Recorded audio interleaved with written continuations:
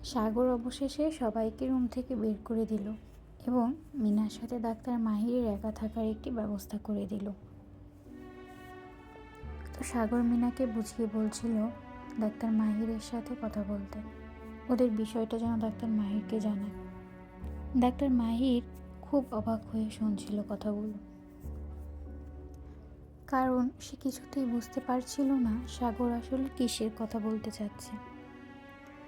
ওইদিকে মিনা একদম চুপ করে শুনছিল, কারণ তার কাছে বলার মতো কিছুই ছিল না। ডাক্তার মাহির খুব ভয় পেয়ে গেল এবং বারে বারে সাগরকে ডাকছিল এবং বোঝার চেষ্টা করছিল যে আসলে রহস্যটা কি।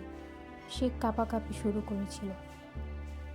তারপর সে আস্তে আস্তে আগানোর চেষ্টা করলো সাগরের কাছে। যে আগানোর চেষ্টা করলো, মিনা তাকে বাধা দিল। মিনা তাকে থাকতে বলল।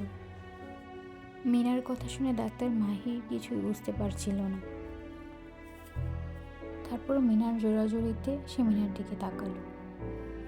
তাকিয়ে সে আর কিছুই বলতে পারল না। এই প্রথমবার ডাক্তার মাহির মিনাকে বউ সাজে দেখল এবং খুব কাছ থেকে।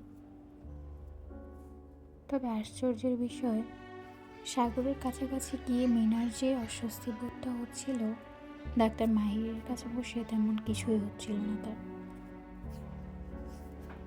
তো ডাক্তার মাহির খুব সাহস করে তাকে জিজ্ঞেস করলো যে ব্যাপারটা কি, সে কেন এইভাবে সাগরকে ফেলে চলে এসেছে তাকে দেখতে। সে তো কাল সকালেও আসতে পারত, এবং সাগরই বা কেন তাকে এখানে রেখে গেল। তো মিনা কিছুই বলছিল না। তার আগে সে ডাক্তার মাহিরকে উল্টো প্রশ্ন করছিল, তার একটা বিষয়ে খুব জানা দরকার। তারপরে বলে সে ডাক্তার মাহিরের দিকে যেই তাকালো, ডাক্তার মাহিরের হার্টবিট দ্বিগুণ বেড়ে গেল এবং হাত পা ঠান্ডা হয়ে আসছিল এবং মিনা তাকে দেখে বুঝতে পারছিল সে খুব কাঁপছে।